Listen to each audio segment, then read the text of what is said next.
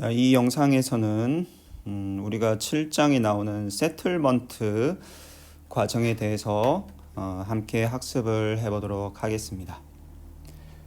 세틀먼트라는 거는 우리로 치면 우리나라에서는 이제 뭐 합의 이 정도로 생각을 하면 되겠고요.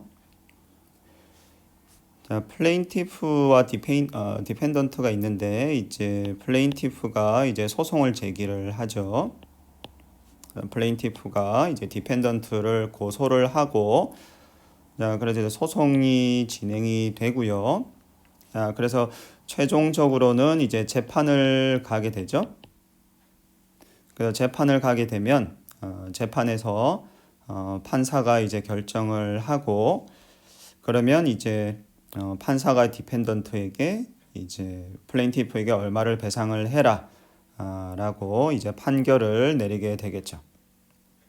자, 그런데 실제로 많은 경우에 플레인티프가 소송을 제기했다고 해서 모든 이 사건들이 다 재판으로 가는 거는 아니에요.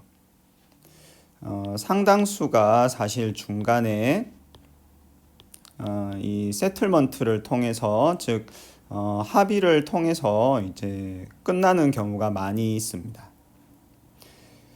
그래서 이제 데이터를 보면 사실 미국 같은 경우는 실제 재판에 가는 경우는 한 4% 정도밖에 안 된다고 하네요. 그래서 소송이 제기가 되면 사실 대개의 경우는 중간에 이제 당사자들끼리 합의를 하고 이제 사건이 종결되는 경우가 많이 있죠. 그래서 이러한 리티게이션 프로세스에 대해서 우리가 살펴볼 때 이 세틀먼트 부분을 우리가 빼놓고 이 살펴보기가 힘들고요. 그래서 7장에서는 우리가 이 세틀먼트 부분에 대해서 집중적으로 학습을 해보도록 하겠습니다.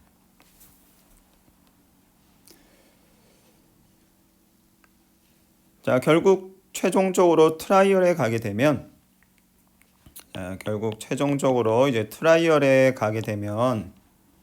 자, 각각의 페이오프가 어떻게 되냐면 이제 플레인티프 입장에서는 플레인티프의 페이오프는 자, 트라이얼에 가면 이제 X만큼을 플레인티프가 얻게 되죠.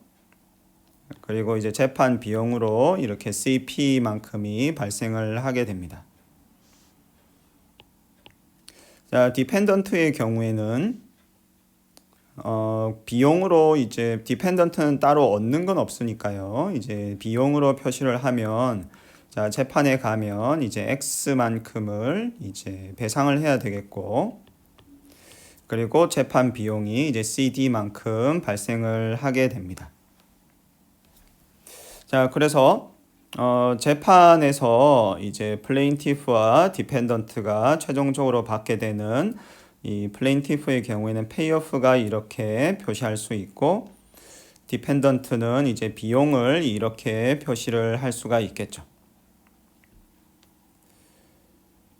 자, 그러면 우리가 이렇게 생각을 해보면, 만약에 재판을 가기 전에 플레인티프와 디펜던트가 합의를 할 수 있다면, 그래서 합의 금액이 이제 S라고 하면, 자, S라는 금액에 합의를 한다는 거는 디펜던트가 플레인티프에게 S만큼을 돈으로 주고 이 사건이 재판에 가지 않고 종결되는 것을 의미를 하죠. 그래서 S라는 거는 디펜던트 입장에서는 비용이 되겠고요. 플레인티프 입장에서는 수입이 되겠죠. 자, 만약 이 합의금이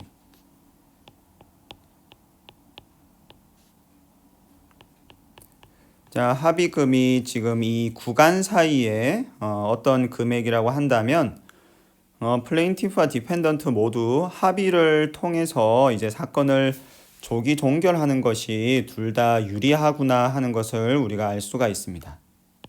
즉, 자, X-CP라는 숫자가 여기에 있고 X 플러스 CD라는 숫자가 여기에 있으면, 자, 그 중간 어딘가에서 이제 합의를 하는 거죠. 예를 들어서 이제 합의금이 이만큼이에요.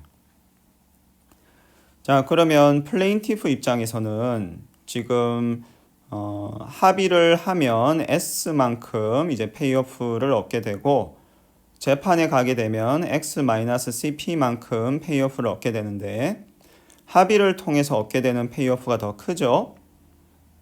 따라서 합의를 통해서 플레인티프가 이제 더 높은 페이오프를 얻을 수 있으니까 플레인티프에게는 좋은 거겠고요. 디펜던트 입장에서도 재판을 가게 되면 지금 X 플러스 CD만큼의 비용이 드는데, 합의를 하게 되면 S만큼의 비용만 지출을 하면 되니까 비용이 훨씬 적게 들죠. 자, 따라서 이 X-CP와 X 플러스 CD 사이의 어떤 금액으로 합의를 하게 되면 사건 당사자들, 이 재판 당사자들 둘 모두에게 사실 좋은 결과가 나오기 때문에 이 사실 플레인티프와 디펜던트가 이렇게 합의를 하게 될 사실 인센티브가 굉장히 높구나 하는 것을 알 수가 있습니다. 자, 그리고 현실에서는 그러면 지금 자, 파란색으로 이렇게 표시한 지금 이 구간에서 이 구간 어딘가에서 지금 합의금이 결정이 되겠죠. 파란색 구간을 넘어서서는 합의가 형성이 안 되겠죠. 자, 예를 들어서 합의 금액을 이제 여기만큼 이제 요구를 하면 플레인티프 입장에서는 좋지만 디펜던트가 합의에 응하지를 않겠죠. 저 가격에 합의할 바에야 그냥 재판 가서 X 플러스 CD만큼 돈을 지출하는 게 더 나으니까요. 또 반대로 이제 이만큼 이제 이 금액으로 합의하자라고 하면 디펜던트 입장에서는 사실 싸게 합의를 할 수 있으니까 좋지만 플레인티프 입장에서는 저만큼 받고 합의할 바에야 재판에 가서 X-CP만큼 얻는 게 더 낫죠. 자, 따라서 자, 합의는 여기 이 파란색 구간 저 어딘가에서 이제 합의금이 결정이 되겠고요. 자, 그러면 뭐 어떤 경우에는 합의금이 좀 적은 경우가 생길 수도 있겠고 좀 큰 경우가 생길 수도 있겠죠. 그래서 그러면 과연 어떤 경우에 이 합의를 좀 적은 가격에 합의를 하고 또 어떤 경우에는 이제 합의금이 높고 이제 그런 부분들을 우리가 또 살펴볼 필요가 있겠습니다. 자, 그리고 이렇게 합의를 하게 되면 이 재판 당사자 둘 모두에게 사실은 좋은 거죠. 자, 그래서 개인적으로 좋을 뿐만 아니라 사실 사회적으로도 합의를 하는 게 더 좋다고 얘기를 할 수가 있는데, 자, 왜 그러냐 하면 자, 만약에 개인들이 이렇게 합의를 하게 되면 디펜던트와 플레인티프가 있는데 합의를 하게 되면 디펜던트가 플레인티프에게 이제 S만큼을 이제 돈을 주게 되는 거죠. 그러면 S라는 이 돈이 원래는 디펜던트 호주머니에 있다가 플레인티프 호주머니로 옮겨가는 거죠. 즉 지금 트랜스퍼가 발생을 하는 건데, 자, 이러한 트랜스퍼는 사실 소셜 웰페어에 영향을 미치지 않는다는 것을 우리가 계속 살펴보고 있었죠. 자, 그런데 만약에 재판을 가게 되면 자, 재판에서도 트랜스퍼가 발생을 하지만 자, X만큼을 디펜던트가 플레인티프에게 주죠. 그래서 재판에서도 이렇게 트랜스퍼가 발생을 하긴 하지만 추가로 재판 비용 CP와 CD 소송 비용이 발생을 하기 때문에 자, 이 소송 비용은 소셜 코스트로 잡히죠. 그래서 재판을 가게 되면 이렇게 소송 비용이 소셜 코스트로 잡히기 때문에 이러한 소셜 코스트가 발생하지 않는 합의를 통해서 이 사건이 종결되는 게 사실 사회적으로도 더 나은 결과구나 하는 것을 우리가 알 수가 있습니다. 자, 그럼 구체적으로 이제 어떤 식으로 합의금이 결정이 되는지 그걸 우리가 함께 살펴보도록 하겠습니다. 자, 그래서 일단은 x 값이 이제 CP 값보다 크다고 가정을 하겠고요. 자, x 값이 CP보다 크지 않으면 플레인티프가 사실 소송을 제기할 인센티브도 없겠죠. 자, 그래서 x가 CP보다 크고 그래서 플레인티프가 소송을 제기하고 그리고 자기가 원하면 재판까지도 갈 수 있는 그런 상황을 우리가 생각을 해보겠습니다. 자, 그러면 이제 합의를 못하게 되면 결국 최종적으로는 이제 재판을 가는 거죠. 자, 그래서 이제 플레인티프가 이제 소송을 제기를 했고, 자, 그래서 이제 합의를 도출을 하려고 지금 재판 당사자들이 이제 합의를 시도를 할 텐데, 자, 결국 합의에 도달하지 못하면 최종적으로는 이제 재판을 가게 될 테고, 자, 재판을 가면 우리가 아까 앞에서 본 것처럼 플레인티프의 페이오프는 이렇게 쓸 수가 있고 디펜던트의 코스트는 우리가 이제 이렇게 쓸 수가 있겠죠. 자, 합의를 이제 도출을 하려고 서로 이렇게 네고시에이션을 할 텐데, 자, 플레인티프가 결국 맨 마지막에 플레인티프가 이렇게 합의를 이제 어떤 합의안을 제출할 수 있는 어떤 마지막 선택권을 가지고 있다고 한번 생각을 해보겠습니다. 그래서 계속 합의를 하려고 시도를 하다가 결국 맨 마지막에 플레인티프가 이 합의안을 제기할 수 있는 그런 상황이 되었다고 생각을 해보세요. 자, 이제 이 상황에서 합의가 도출이 안 되면 이제 더 이상 합의할 시간이 없고 그래서 결국 재판으로 넘어가게 되는 그런 상황입니다. 자, 그러면 플레인티프가 합의안을 이제 제시를 할 거예요. 자, S만큼을 나에게 주면 내가 합의를 해주겠다. 하지만 이제 이 합의가 이제 도출이 안 되면 이제는 더 이상은 이제 기회가 없고 재판을 가는 그런 상황이죠. 자, 그러면 이 경우에 과연 플레인티프가 이 얼마만큼의 합의안을 제시를 할 것인가 하는 게 이제 문제예요. 자, 그러면 우리가 생각을 해볼 수 있는 게 이제 플레인티프 입장에서는 자, 만약에 자기가 S라는 합의안을 제시를 했어요. 자, 그래서 디펜던트가 그거를 만약에 받아들이면 플레인티프는 지금 S만큼을 얻고 사건이 종결되겠죠. 그런데 이 합의안을 디펜던트가 받아들이지 않으면 그러면 이제 더 이상 이제 합의를 할 기회가 없고 그래서 재판으로 결국 가게 되고 재판에서 플레인티프는 이제 이만큼의 페이오프를 얻게 됩니다. 자, 그러면 이제 플레인티프 입장에서는 이 S라는 게 적어도 자기가 재판에서 얻게 될 그런 페이오프보다는 사실은 더 커야 되겠죠. 그래서 일단 기본적으로 이 합의안을 X-CP보다는 더 큰 금액을 요구를 할 거예요. 자, 그런데 이 합의안을 지나치게 이제 높이 부르면 디펜던트가 사실 이 합의안에 합의를 안 해주겠죠. 왜냐하면 디펜던트는 자기가 최대한 지불할 용의가 사실 X 플러스 CD만큼이죠.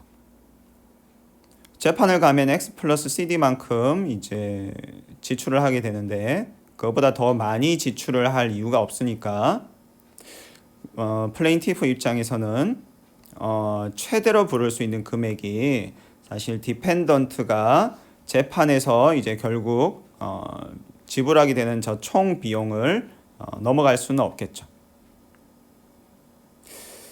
자, 그래서 우리가 이제 일단 한 가지 생각을 해볼 수 있는 거는 지금 플레인티프가 합의한 S를 제시를 할 때 가능한 이제 높은 금액을 제시를 하고 싶은데 자, 어중간하게 X-CP보다 조금 높은 금액을 부르면 디펜던트가 이제 얼씨구나 하고 이제 합의에 응해 주겠죠.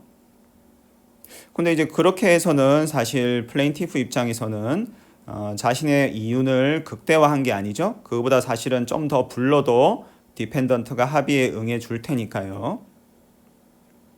자, 그래서 우리가 이 논리로 생각을 해보면 자, 플레인티프가 디펜던트가 합의를 해주는 선에서는 최대한으로 많은 금액을 부르겠구나 하는 것을 우리가 알 수가 있습니다. 그리고 이제 디펜던트가 이제 합의를 해주는 선에서 최대한으로 지불할 수 있는 돈은 디펜던트가 트라이얼에서 지불하게 되는 총 비용 정도가 되겠죠. 자, 그래서 언뜻 생각하면 그러면 S를 이제 X 플러스 CD만큼으로 부르면 되지 않겠는가 라고 생각을 해볼 수 있는데 자, 여기에 이제 우리가 한 가지 더 논리에 이제 추가를 해서 생각을 할 부분이 있는데 그건 뭐냐면 자, 플레인티프 입장에서는 그리고 플레인티프와 디펜던트 이제 둘 다 입장에서는 지금 S라는 이 금액은 지금 합의를 하는 오늘 이제 서로 주고받는 금액이죠. 자, 그런데 우리가 생각한 이 지금 트라이얼에서 발생하는 페이오프나 코스트는 오늘이 아니라 지금 당장이 아니라 나중에 얻게 되는 페이오프 그리고 코스트죠. 즉, 자, 이거는 오늘 돈이고 이거는 내일 돈이에요. 자, 오늘 돈과 내일 돈을 우리가 바로 이렇게 직접적으로 비교를 할 수 있을까요? 자, 예를 들어서 이제 어떤 사람에게 자, 너 오늘 지금 당장 1달러 받는 게 좋아? 아니면 좀 기다렸다가 내일 1달러 받는 게 좋아? 라고 물어보면 사람들은 뭘 선택을 할까요? 자, 당연히 오늘 지금 당장 1달러 받는 걸 선호하겠죠. 왜 그러냐 하면 자, 오늘 1달러를 받으면 자, 이거를 은행에 맡기면 은행에서는 이자를 받을 수 있죠. 자, 그래서 오늘 내가 1달러를 받으면 그리고 그거를 은행에 바로 가져다 주면 은행에선 이자가 예를 들어서 R이라고 하면 자, 이만큼으로 돈이 내일 돼 있으면 불어나 있겠죠. 그래서 내일이 되면 이 돈이 자, 요만큼으로 불어나 있어요. 그래서 내일 내가 그냥 1달러를 받았으면 자, 내일은 그냥 1달러인데 오늘 1달러 받았으면 그거는 내일은 1달러보다 더 큰 돈이 되니까 사람들은 당연히 오늘과 내일 1달러를 비교를 해보면 자, 오늘 1달러가 더 좋다라고 생각을 하겠죠. 자, 그래서 여기서 우리가 알 수 있는 게 뭐냐면 자, 이 오늘 1달러 그리고 내일 1달러는 명목상으로는 이제 같은 금액이죠. 오늘이나 내일이나 1달러니까요. 자, 명목상으로는 이제 같은 금액인데 사실 실질적으로는 이게 다른 금액이라고 우리가 얘기를 할 수가 있습니다. 이렇게 이자율에 의해서 돈이 변하니까요. 자, 그래서 자, 우리가 그러면 이제 오늘 1달러와 내일 1달러 이제 비교를 할 때 혹은 좀 더 이제 일반적으로 자, 오늘 예를 들어서 오늘 이제 3달러와 자, 이 경우는 지금 1달러 경우에는 사실 계산하기가 굉장히 편하죠. 누가 봐도 오늘 1달러가 더 나은 거죠. 자, 근데 예를 들어서 오늘 3달러와 내일 4달러를 비교를 하면, 자, 여기서는 그냥 우리가 간단하게 오늘 내일이라고 얘기를 하지만 뭐 일반적으로는 이제 뭐 올해 그리고 내년 이렇게도 생각을 할 수가 있겠죠. 그래서 포인트는 오늘은 지금이고 내일이라는 거는 이 다음 끼를 의미하는 거예요. 자, 그래서 오늘 3달러와 내일, 즉 다음 기회 4달러. 자, 이 둘 중에는 뭐가 더 좋을까? 라고 누가 질문을 해보면 사실 이거는 답하기가 쉽지가 않죠.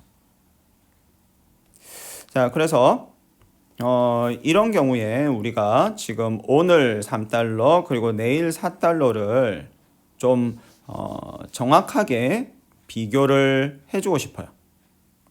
그럼 이걸 비교를 하려면 우리가 이제 어떻게 하면 좋을까?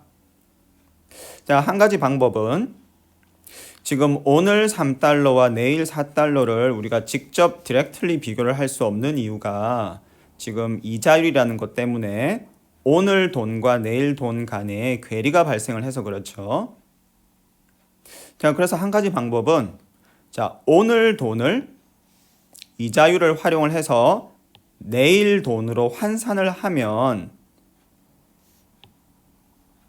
자, 그러면 내일 시점에서 보면 이 4달러라는 것과 이 별표로 표시된 금액이 내일 시점에서 이제 동일하게 사실 비교를 할 수 있는 그런 금액이죠.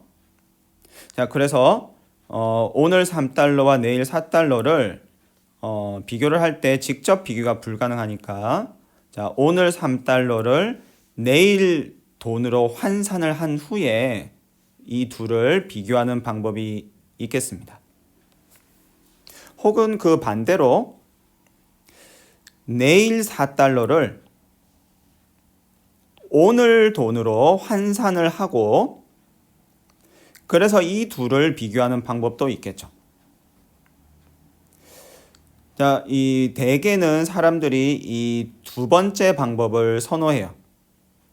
그래서 오늘 돈과 내일 돈을 비교를 할 때는 보통 어떻게 비교를 하냐면 내일 돈을 오늘 돈으로 환산을 한 후에 그 다음에 이제 모든 돈을 오늘 시간 시점으로 표시를 한 후에 비교를 하는 거를 대개 사람들이 선호를 합니다. 자, 그래서 이 경우에 이런 식으로 환산된 돈을 이제 우리가 일반적으로 present value라고 부르고요. 현재 가치라고 얘기를 합니다.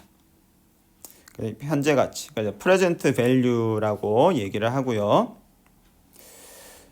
자, 그래서 즉 정리를 하면 자, 오늘 돈과 내일 돈을 비교를 할 때는 어떻게 하냐면 오늘 돈은 그대로 놔두고 내일 돈의 현재 가치를 계산을 해서 이 둘 간의 비교를 하는 방식으로 의사결정을 일반적으로 하게 됩니다.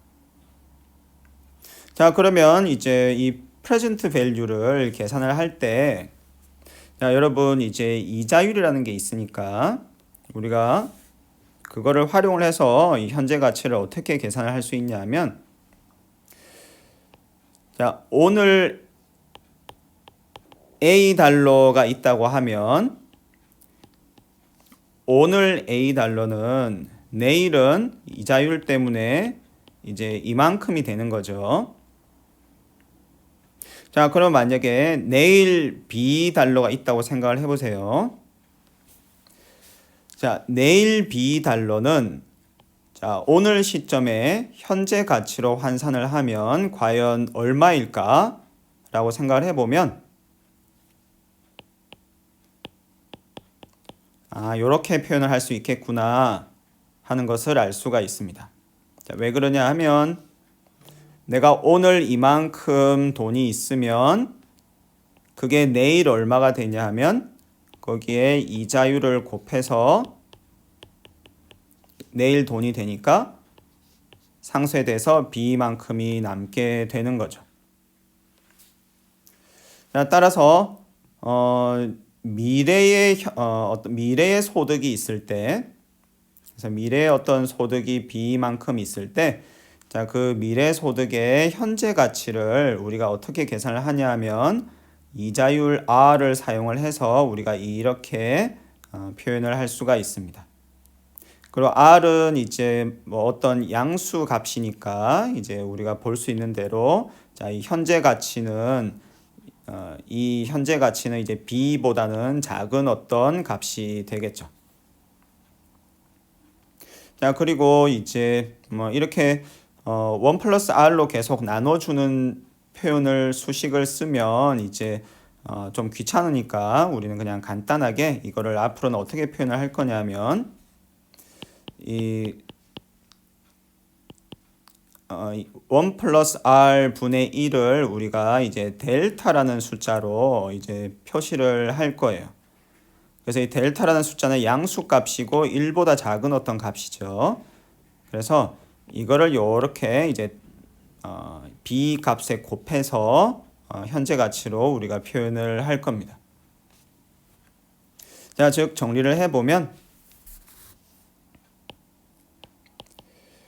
자, 1기와 2기가 있고 그래서 1기는 오늘이고 2기는 이제 다음 기예요. 자, 그럼 다음 기에 A라는 어떤 소득 혹은 가치가 발생을 한다고 할 때 자, 그 소득의 현재 가치는 얼마냐 하면 우리가 델타 곱하기 A라고 표시를 할 겁니다. 자, 만약에 3기가 있어요. 자, 3기 후에 예를 들어서 자, 오늘은 1기, 그 다음에 내일이 2기, 자, 그 다음 기가 이제 3기인데 자, 3기에 이제 B만큼 소득 혹은 가치가 발생을 한다고 하면 자, 이 소득 혹은 가치의 현재 가치는 얼마일까요? 자, 우리가 이 똑같은 방식으로 생각을 해보면 자, 이 3기의 소득은 2기 시점에서 보면 이제 한 기 이후의 미래죠. 그래서 만약에 2기 시점이 현재라고 하면 3기 시점에 저 B만큼의 소득은 2기 시점에 현재 가치로 써보면 델타 곱하기 B죠. 자, 그리고 지금 델타 곱하기 B라는 거는 2기 시점에 화폐로 표현을 한 돈인데 우리가 결국 원하는 거는 지금 1기 시점에 화폐로 저 소득을 표현하는 거죠. 따라서 여기에서 한 번 더 델타를 곱해줘서 이렇게 표현을 하면 되겠죠.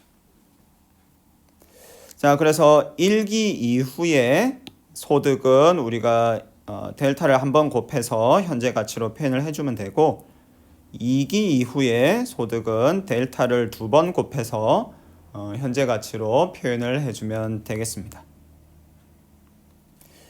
자, 이때 곱해지는 이 델타 값을 우리가 디스카운트 팩터라고 부릅니다.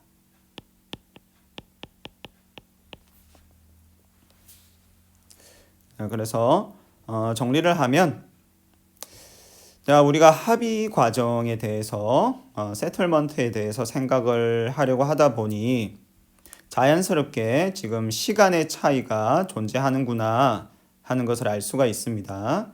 왜냐하면 합의는 오늘 도출하는 건데 만약에 합의가 도출이 안 되면 재판은 다음 기에 발생을 하는 거니까요. 자, 그렇게 시간 차이가 존재를 하고 그러다 보니 이 오늘 얻게 되는 페이오프와 다음 기회에 얻게 되는 페이오프를 이제 직접 비교하기가 힘들다라는 문제가 있습니다. 자, 그럼 이 문제를 우리가 어떻게 해결할 거냐 하면 다음 기회에 얻게 되는 페이오프를 디스카운트 팩터를 활용을 해서 이번 기회에 현재 가치로 표현을 하고 그렇게 표현된 현재 가치를 활용을 해서 우리가 비교를 하는 방식으로 이 사람들이 의사결정을 하는 걸로 이해를 할 겁니다.